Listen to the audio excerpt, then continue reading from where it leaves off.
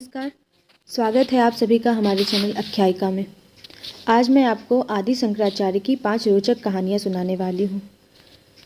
पहली कहानी है, माँ के लिए मोड़ दिया था नदी का रुख। आज देश भर में शंकराचार्य जयंती मनाई जा रही है। 7 वर्ष के आयु में संन्यास लेने वाले शंकराचार्य ने मात्र 2 वर्ष की आयु में सारे वेदों, उपनिषद, रामायण, महाभारत को कंठस्थ कर लिया था।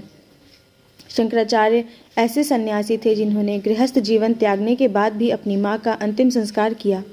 आइए आज इस खास मौके पर हम जानते हैं आदि शंकराचार्य कहलाने वाले इस सन्यासी के जीवन से जुड़ी कुछ रोचक कहानियाँ।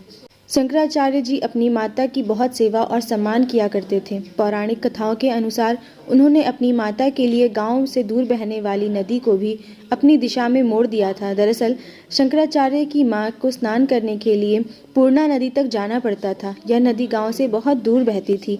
शंकराचार्य जी की मातृभक्ति देखकर नदी ने भी अपना रुख उनके गाँव कालड़ी की ओर मोड़ दिया। दूसरी कहानी है, गरीब ब्राह्मण के घर हुई थी सोने की वर्षा। शंकराचार्य जी सन्यासी बालक होने की वजह से गांव-गांव भटक कर भिक्षा मांगते थे। एक दिन वह एक ब्राह्मण के घर भिक्षा मांगने पहुंचे, लेकिन वह एक ऐसे ब्राह्मण का घर था जिसके पास खाने तक को कुछ नहीं था। सन्यासी बालक को देखते ही रोते हुए उस ब्राह्मण की पत्नी ने बालक के हाथ पर एक आंवला रखते हुए अपनी गरीबी के बारे में बताया। महिला को यूं रोता हुआ देख बालक ने माँ लक्ष्मी से गरीब ब्राह्मण की सहायता करने के लिए माँ लक्ष्मी को याद किया, जिसके बाद प्रसन्न होकर लक्ष्मी माता ने उस निर्धन ब्राह्मण के घर सोने के आंवले की वर्षा कर दी।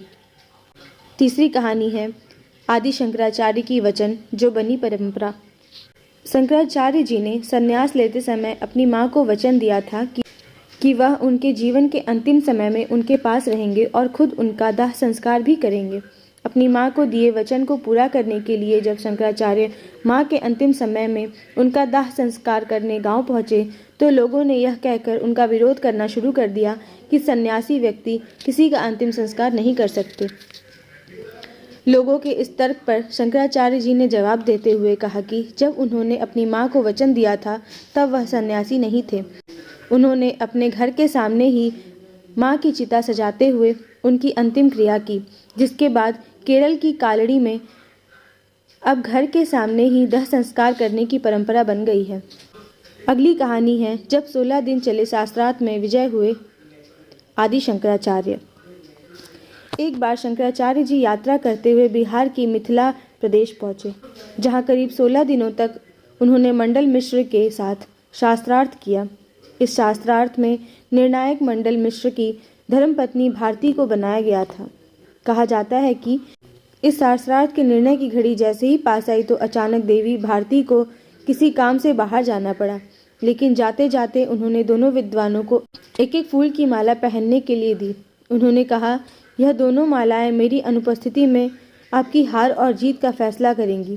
थोड़ी देर बाद जब देवी भारती वापस लौटी तो उन्होंने अपना निर्णय सुनाते हुए आदि शंकराचार्य जी को विजय घोषित कर दिया।